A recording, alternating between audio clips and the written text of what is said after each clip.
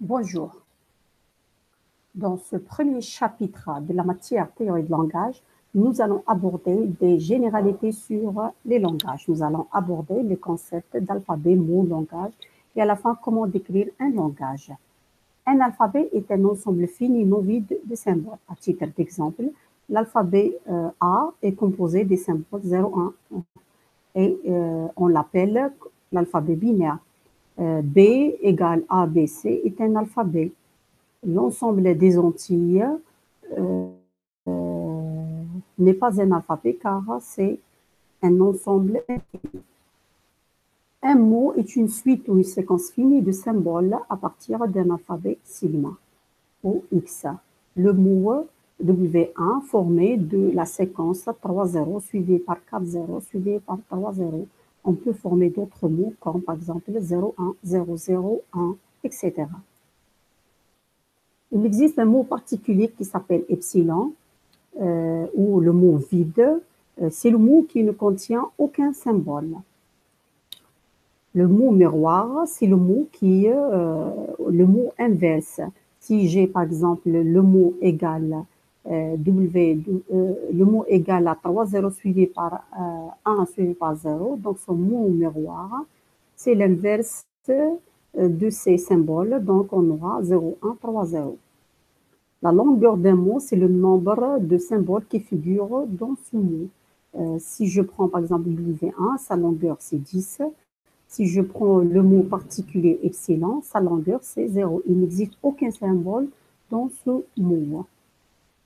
Le nombre d'occurrences d'un symbole dans un mot, c'est le nombre d'occurrences du symbole dans le mot. Ou bien le nombre d'apparitions du symbole dans le mot.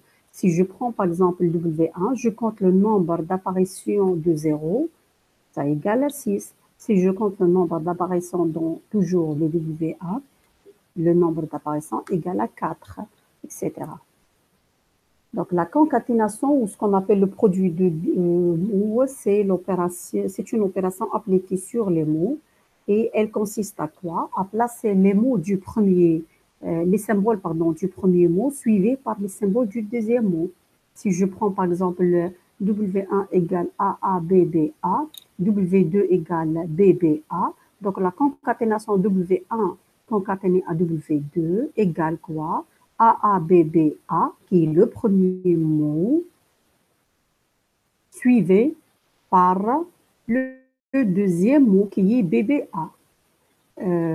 Pour des raisons de simplicité, on peut omettre le point qui sépare entre le point de l'opération de concaténation. On peut écrire carrément W1, W2. Aussi, l'opération de concaténation n'est pas commutative.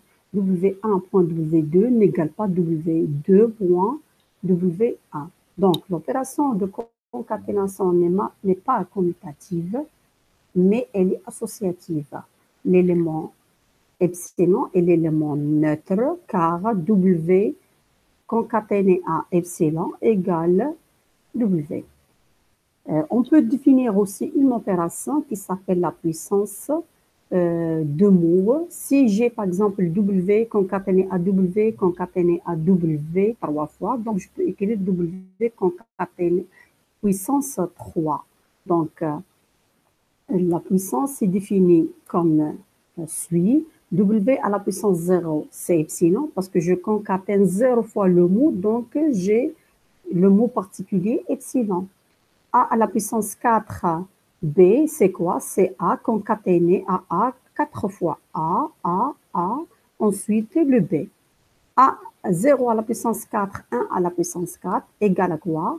0, 4 fois, ensuite le 1, 4 fois.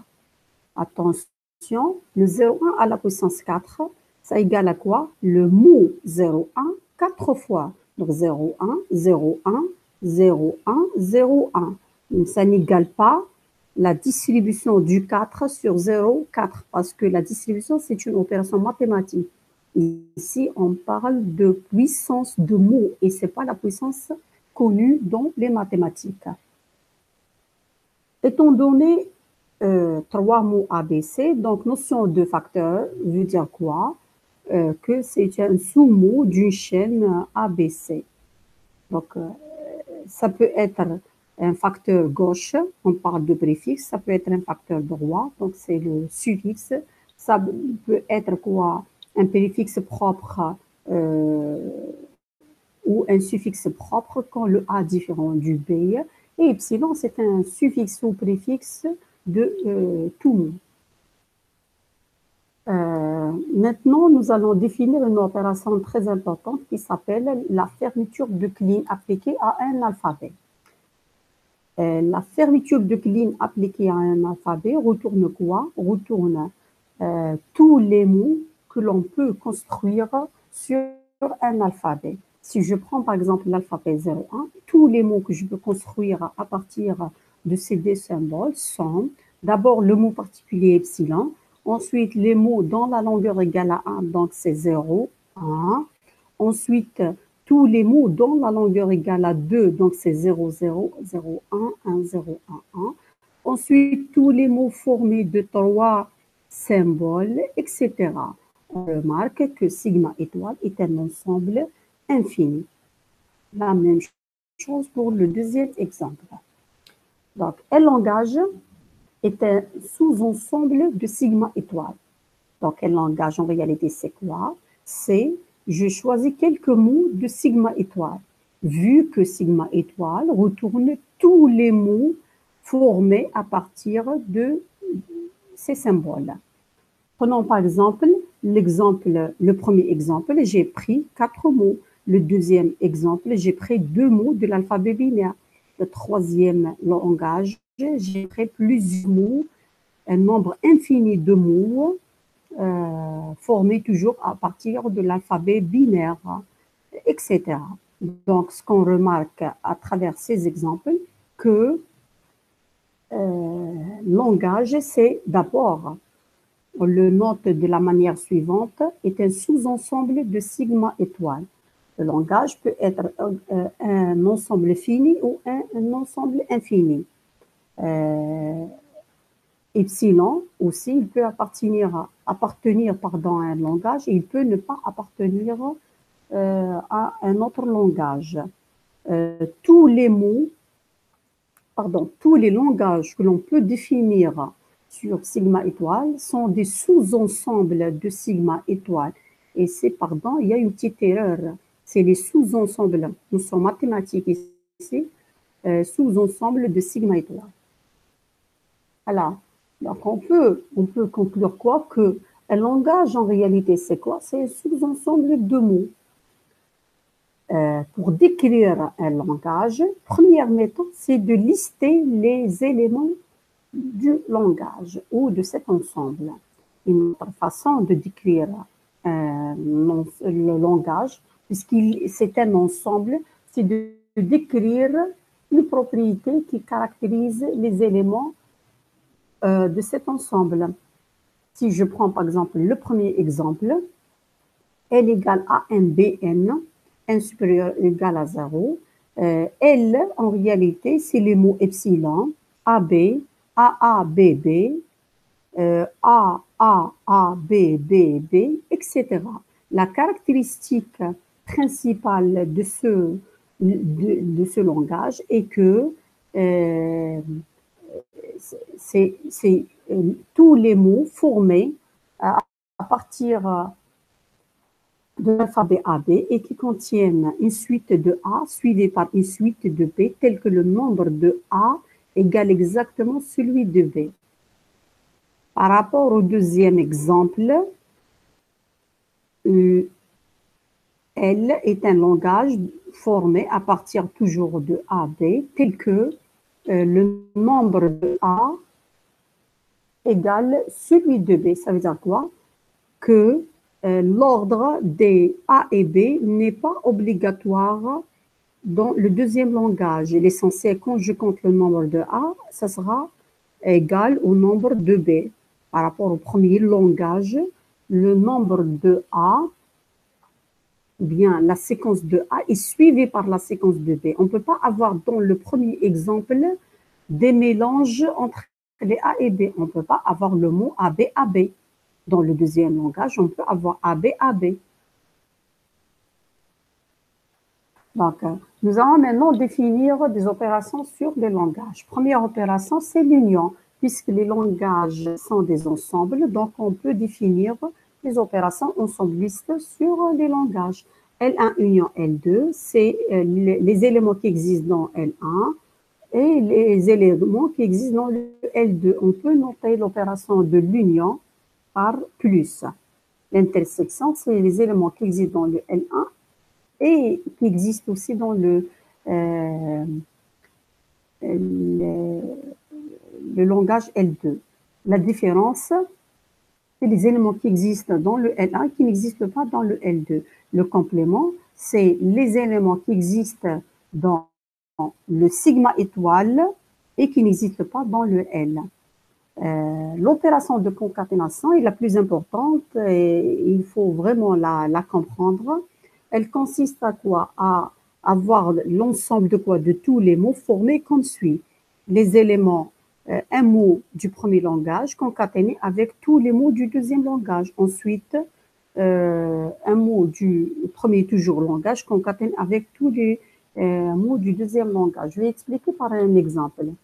Si le L1 égale 2 mots, le L2 égale 3 mots, donc L1 plus L2, c'est l'union des deux ensembles. L'intersection, c'est l'intersection entre des deux ensembles. Le L2 moins le L1, c'est ce qui existe dans le L2, il n'existe pas dans le L1. Le L1 concaténé avec L2, donc je vais prendre quoi? BA, je le concatène avec BA, j'obtiens le mot BB, BB, BA, BA. Je prends le mot BA, je le concatène avec AAA. Donc, j'obtiens le mot BAAAA. Je prends le mot BA, je le concatène avec le mot AA. Donc, j'obtiens le mot BAAA.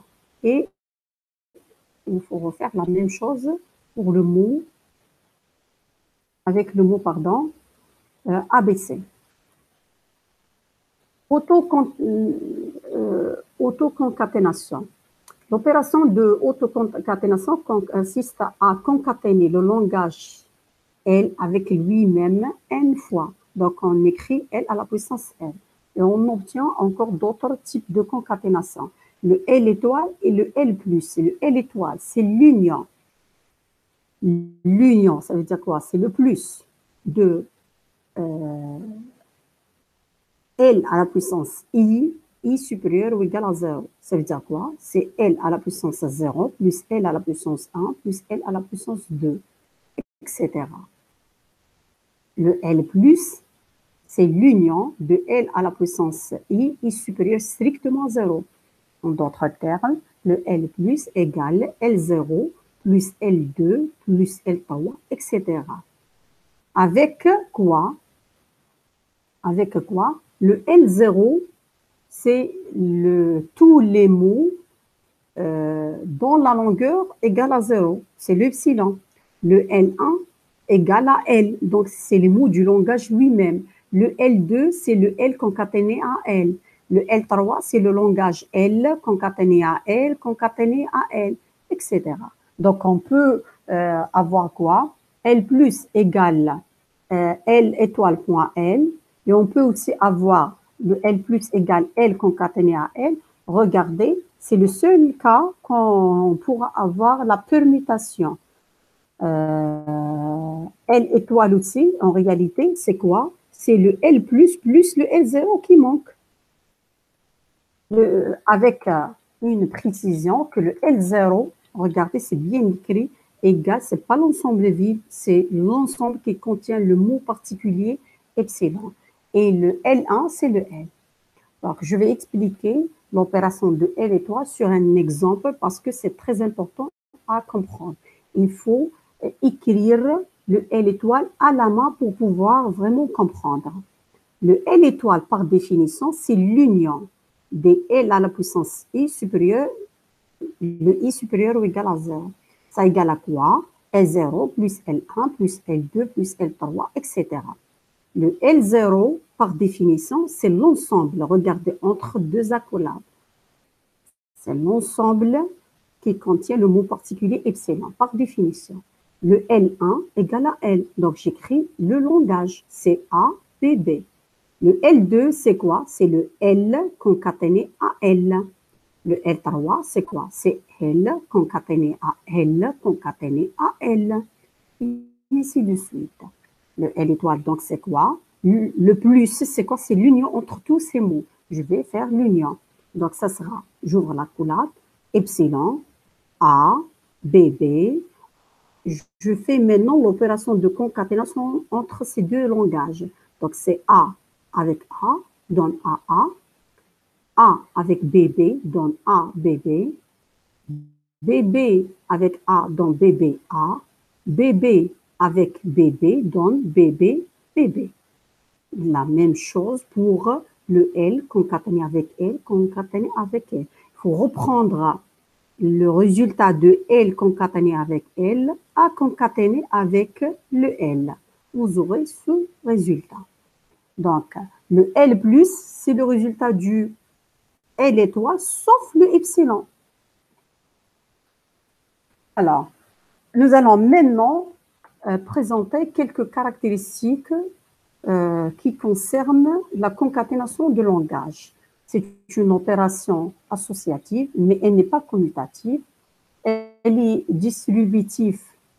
L'opération est distributive par rapport à l'addition, mais attention, elle n'est pas distributive par rapport à l'intersection. On peut démontrer. Hein. Et aussi, la propriété d'indempétence, le L.N n'égale pas L. Attention. Par contre, le L plus L, L union L, égale à L. Alors, d'autres propriétés aussi qui concernent la fermeture décline de langage. La première, c'est le L étoile égale L étoile étoile. Ça veut dire quoi? Le L étoile, c'est tout le mot formé à partir de L. Donc, si je fais encore une autre opération de l'étoile, je suis déjà dans l'ensemble de L, tous les mots. Donc, c'est encore, je combine ces mots pour obtenir quoi? Toujours, c'est tous les mots. Le L étoile, tous les mots concaténés à tous les mots, on est toujours dans tous les mots. Et il y en a encore d'autres propriétés ces propriétés, on peut facilement les démontrer dans la science de PD.